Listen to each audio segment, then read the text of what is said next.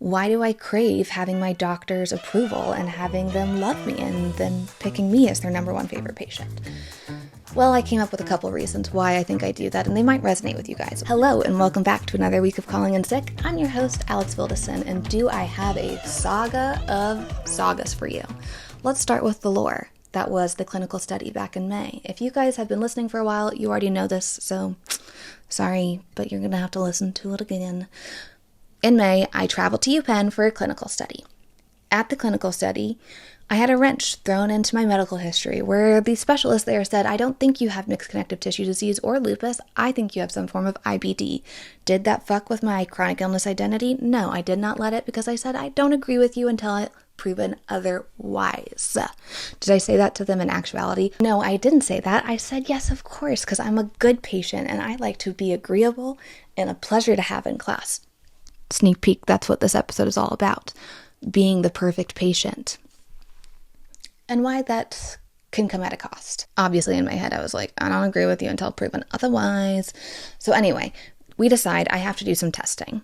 They want me to do a capsule endoscopy. Still don't really know what that is, but we'll find out later on this year when I actually get it scheduled. But they said I could do it in Austin. So when I got back to Austin, I talked to my rheumatologist. We both had a nice little chuckle. No, I'm not getting off prednisone that fast and making myself flare up.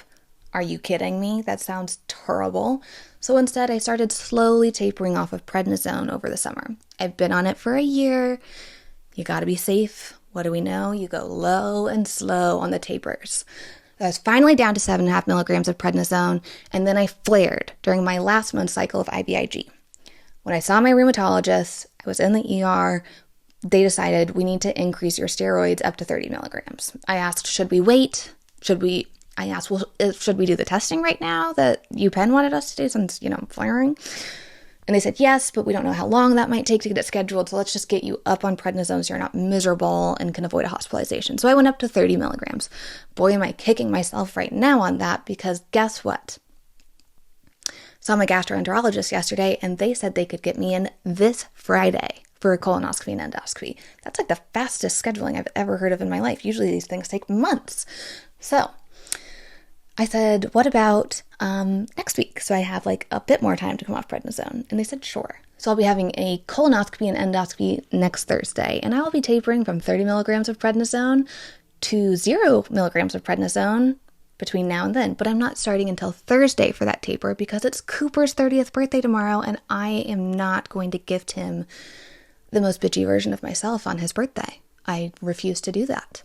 You're also probably wondering, Alex, earlier you said capsule endoscopy. Why are you getting a endoscopy and colonoscopy now and not a capsule endoscopy? Great question. I'm so glad you asked. Well, my insurance won't let me get a capsule endoscopy until I have an updated endoscopy and colonoscopy. So I have to do that first. And then I have to do this scan of my small intestine to make sure that I can even do a capsule endoscopy and that there's no blockages in my small intestine because I'm so small. I guess I dropped it in the pod the other week. I'm 5'3". Did you guys know that? Somebody DM'd me the other day and said, I thought you were 5'7", which I thought was hilarious because I like that I give tall girl energy when I am in fact very much not tall. So TLDR, there are, as we can only always predict, so many hoops to jump through to get any testing done just to find out if this disease that I've had since I was 6 is yet again misdiagnosed. In all honesty, I don't think it is. I think we're going to do all this testing. It's going to come back absolutely normal. And then we'll just stick with the mixed connective tissue disease label. I was talking to my mom about this last night, and she was like, does it really matter? Like, do you need to do all of this? And I said, well, truthfully, I don't know. But my hope is that if this actually is IBD, some form of it, there are more targeted medications, and maybe I wouldn't flare as often. So that's the thinking of it all. We'll see. This could all be for naught, and I might be subjecting myself and my loved ones to a personal hell that will be brutal AF for nothing. But that is the life of a sick chick, and onward we go. So that might have been like the longest intro I've ever done. So I'm about to steal from the stand-up playbook because one day in a different life and in a different world, I would have loved to have done that, but I'd have to also have been, born funny. So That's a pipe dream. But anyway, comedians do this like callback thing, and I love when they do that, so we're going to do that. Earlier in this episode, I said the perfect patient, and that's what we're going to be talking about in this week's episode. If you were ever told that you were a pleasure to have in class, this episode is for you. If you feel like you have to perform in appointments, this episode is for you. If you feel good and smile when a doctor gives you a compliment, tells you that you're so tough, this episode is for you, because I too like to fancy myself a perfect patient. I want to be my doctor's most loved patient, their poster child, if you will. We're going to break down why that happens. We're also going to break down the cost of that kind of acting and thinking. And then we're going to talk about how we are going to get through that thinking, because we don't need to be the perfect patient. You're perfect just the way you are, honey. That's what Cooper tells me every single morning when I spiral. Okay, so let's talk about being the perfect patient. It dawned on me in therapy on Saturday that I still am struggling with this. Even though I can say no to doctors, no to procedures, no to medications, I feel like I have my free will and courage and confidence to make decisions. I still want to be liked by all these different medical providers. And I was sitting in trauma therapy thinking, why do I feel so good that I am making my therapist laugh while I am talking about the most traumatic thing that has ever happened to me in my entire life? For those of you that don't know, I had a kidnapping attempt while in college. It was super fun. I was studying abroad. I was in Fiji with a couple girlfriends, and we were put into a cab and driven into the middle of the country, and I thought I was going to get sold into sex trafficking, and my life as I knew it was done. Absolutely horrendous. Terrible story, obviously, but while I'm sitting there on the couch telling this to my therapist, I'm throwing in jokes. She is crying and wheezing laughing at one point, and I'm sitting there like, I'm fucking crushing this appointment. After the appointment, Cooper and I were sitting having a picnic outside eating Chipotle, which later made my stomach hurt so fucking bad. I had the worst nausea and diarrhea. Love that for me. And I was telling him about how I was making my therapist laugh and how happy I was. And he said, honey, we're paying good money for you to see a trauma therapist. I love that you're able to process these emotions and kind of reintegrate them with different emotions. Trauma with comedy. We know that that works for you. But then he said, don't you think a positive indicator of trauma therapy going well would be your therapist not laughing, but you walking out feeling more in control of that story? And that truly sat with me. Mostly because I totally disagreed. Like, I love doing stand-up during therapy. But in all honesty, he's right. He's always fucking right. It's so annoying. Well, most recently I've been up thinking about, why do I try so hard to be the perfect patient? To be so well liked by my doctors, to make them laugh, to make them smile, to make them think she's amazing. And I came to a handful of reasons why I think I do this, and I think they might resonate with other people too. So, one, I'm a recovering people pleaser. I get a dopamine hit when someone laughs at a joke that I say, when I make someone smile, when I make someone else feel good. I love that feeling. But as we're finding out, that is like detrimental to not just your mental health, but also your physical health, potentially. There's been a few articles that have come out recently that have very clickbaity titles, like, can people pleasing give you an autoimmune disease? I'll link the article so you guys can read it. Like, the really important things, like, why do I crave having my doctor's approval and having them love me and them picking me as their number one favorite patient? Well, I came up with a couple reasons why I think I do that, and they might resonate with you guys. One, I'm a people pleaser, or a recovering people pleaser. I will say I've made great strides, leaps and bounds, some may argue, from when I was a little kid to currently. Like, now I can say no, or not right now, to doctors, procedures, and medications. We did a podcast episode on that. Woo! And little Alex would be really proud of big Alex today, who has come a long way. But little Alex, there is something stuck in my DNA that I can't break up with all of that little bits of me. I still get a dopamine hit when I make somebody laugh, when I make someone smile, when I know that I have made someone else happy. How does that apply to chronic illness, you might ask? I'm so glad that you did. Well, I think a lot of society puts medical providers on a bit of a pedestal. And if you are like me and grew up in a family of medical providers, you might have some crossover between the father complex and doctors, where my dad, who I view as a super dad, I love him and think he's an amazing father. He's also an amazing doctor. And so naively, when I went off onto my own and started having to go to doctor's appointments by myself as a young college girl, I thought all doctors were going to be like my dad. Alas, most were not. So I went in with I'll be a good patient, I'll do all the things that they want me to, and they'll be a good doctor and they'll take care of me and we'll be a good little pairing. Well, alas, that's not how the world works. And although there are some really good doctors, there are also some really bad doctors.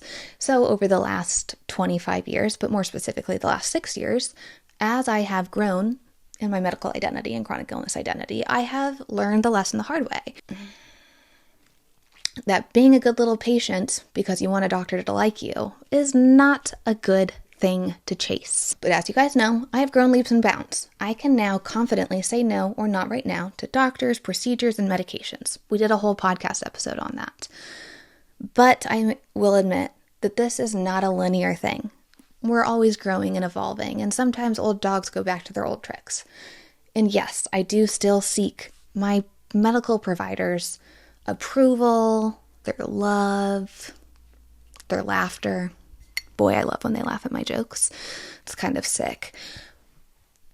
But when I boil it down, what I've realized is that the doctors that I trust, the ones that I love, I want to be a good patient for them. Almost as like a thank you for believing me, for taking care of me, for wanting to help me. So although I'm not, the perfect little patient to all doctors in the world, I will say I think I still am the perfect little patient to the doctors that I love, because I want to do everything that they say so that they see me as a good patient. That's so fucked. I think when we do finally find doctors that listen to us, believe us, help diagnose and treat us and make us feel better, we want to do everything and anything so that they won't leave us. And then actually I think that there's a third side of this coin. So this is not even a coin anymore. It's almost a self-preservation thing, where if we do everything that the doctors say, beyond just the Western medicine stuff, we do the lifestyle stuff, the diet, the movement, everything whole 9 yards, we're infallible. There is nothing that we are doing actively that is making us flare, get sick, get worse. So if it's not us, then what is it? That might be like a public perception thing to be like, I'm not the one making me sick. Or it might be a no doctor can point the finger at me because I'm not doing anything wrong. This is somebody else's problem. Or it might just be a control thing. But when I think about it, it's probably all of those things combined, because it's really never just one thing. Most things in life are never just one thing. But regardless of where it comes from, I think we can all agree that it's not great for us in the long run. Beyond just the fact that heightened stress from people pleasing leads to additional cortisol, which leads to flare-ups, TLDR. What I'm trying to say in a very long-winded way is that this people pleasing, this craving to be a perfect patient, is actually at our own detriment. It comes with a cost. It can make us minimize symptoms, underreport our condition, which then can lead to misdiagnoses, no diagnoses, no testing, no treatments, no help, nothing. So being the perfect patient might be actually backfiring on us. And I would like to note that as women, I think we tend to do this way more often than men. A tale as old as time. A great example is a man cold. It's a joke, but men seem to complain about colds 10 times louder and more pitifully than women. We kind of grudge through it and just get her done. We do it with our cycles, we do it with child rearing and birthing and all of those things. It's just kind of coded in us, I think. So we are more often than not probably underreporting symptoms, over-reporting what we're doing to manage it, and all of that is hurting us in the long run, because then we're not getting the help that we so deserve and need. So maybe all of us need to just man cold it up a little bit, be a little bit pitiful, come in and just be mopey, and maybe then we'll be listened to. No, but in actuality, maybe we need to just be more raw, honest, authentic, vulnerable. Maybe we'll get help then. I have a doctor I've been seeing since I got diagnosed with vasculitis. She used to give me 17 steroid shots into the bottom of my feet, into these prednisone, into these PAN nodules. It was excruciatingly painful. The first time that she did that for me, I was on a bunch of pain medication. I didn't flinch, went smoothly, She was shook. She was like, holy shit, this girl has the highest pain tolerance I've ever seen. She has one tough cookie. I heard the tough cookie part stuck with me, and I was like, oh, yes, I am. And I am a pleasure to have in class too. And then for 2-3 years, while I was getting these steroid injections in my feet, and I wasn't on pain meds, I would grit my teeth and smile because I wanted to be a tough cookie still. That dopamine hit I would get was so real. It was crazy. Alas, had I told her, hey, I actually do feel the pain in these and it's incredibly fucking painful, maybe we would have made a plan and I would have always taken pain medication before getting those shots, or we would have done less shots, or I don't know, but maybe it could have been less painful for me. But, weigh your odds. You can either get the dopamine hit of being the good patient or feel the pain in all the ways. So I guess unintentionally I was kind of lying to my doctor, which... Is it ever okay to lie to our doctors? That's a real question I'm having. And before anybody jumps on their high horse and is like, no, you should never do that, I want to ask you, when you were in college and your doctor asked you how many beverages of alcohol do you consume per week, did you give them an honest answer? I doubt the answer is yes. Or when your doctor asks you how many times a week you walk, or if you get exercise in, are you honest?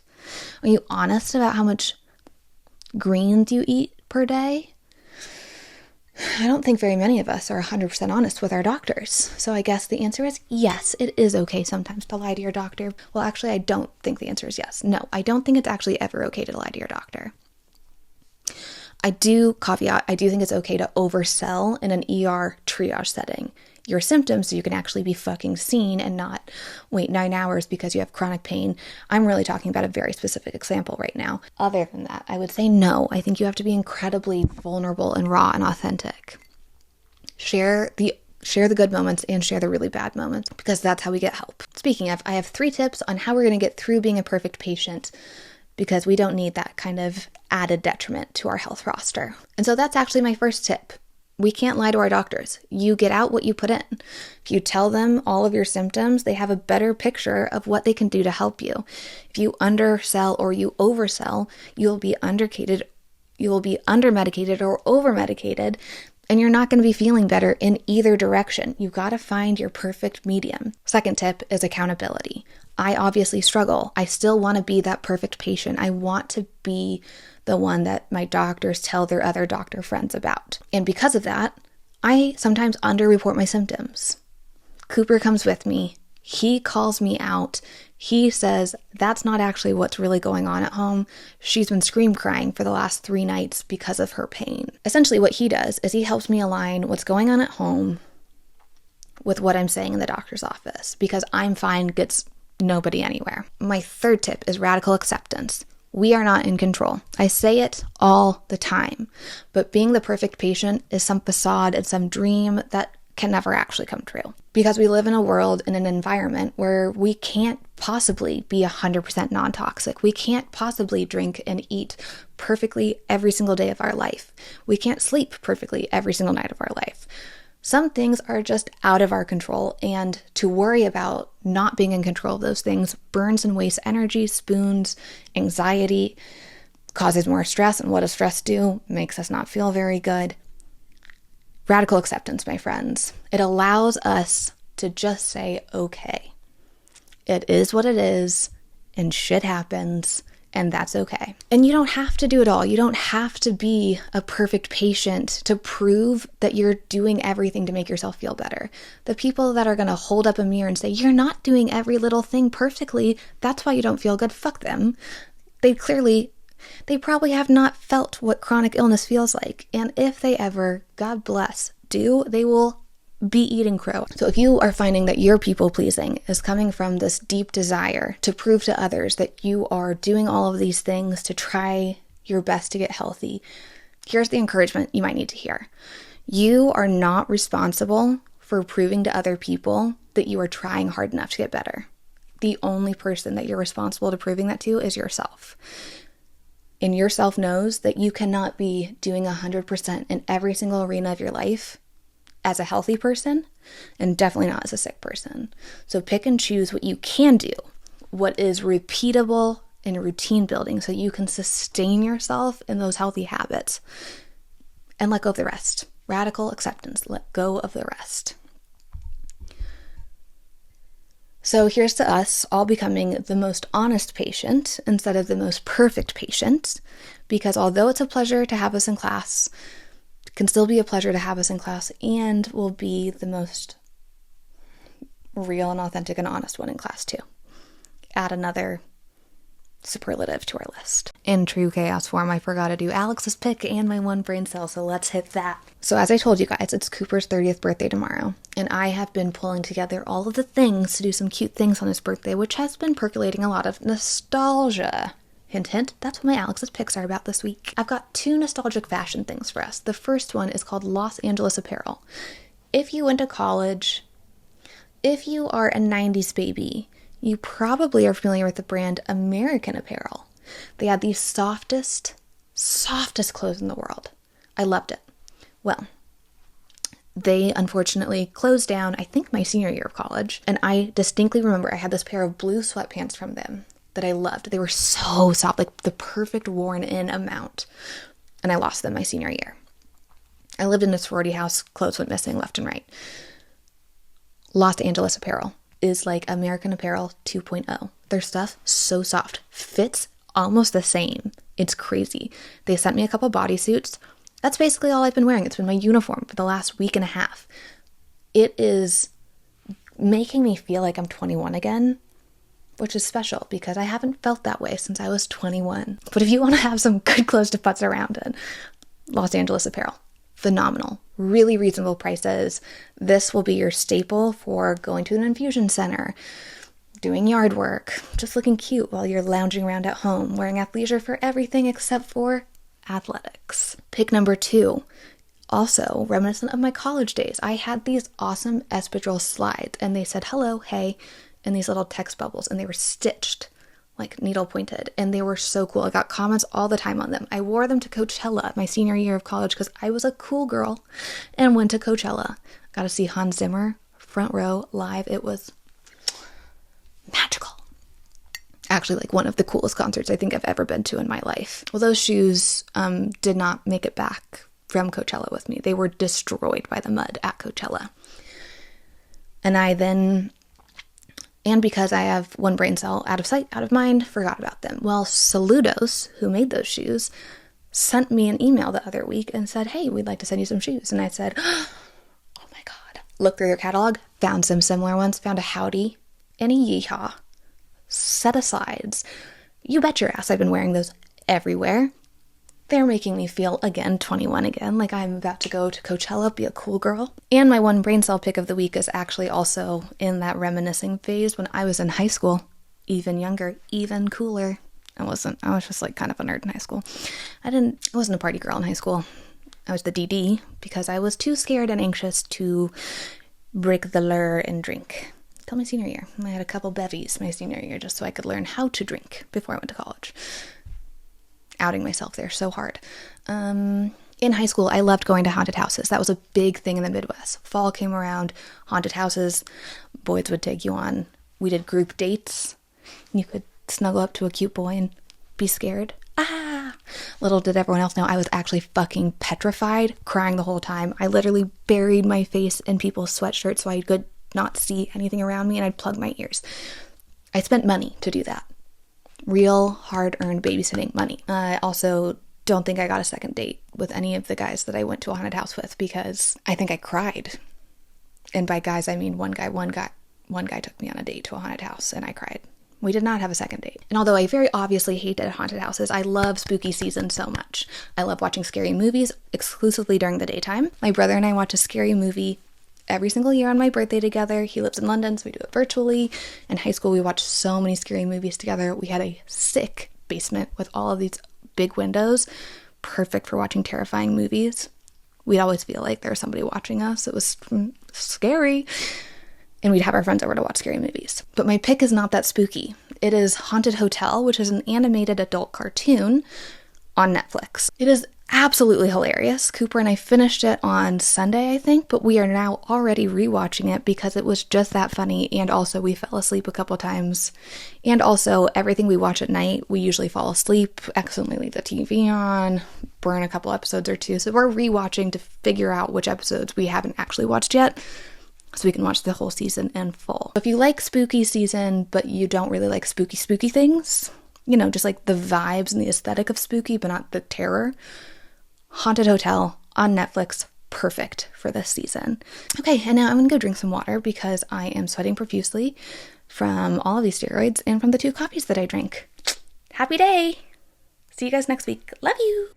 And that's a wrap. Thank you so much for joining me for another week of Calling in Sick. As a reminder, I would love for y'all to like, follow, subscribe, save, share with your friend, do all of the things.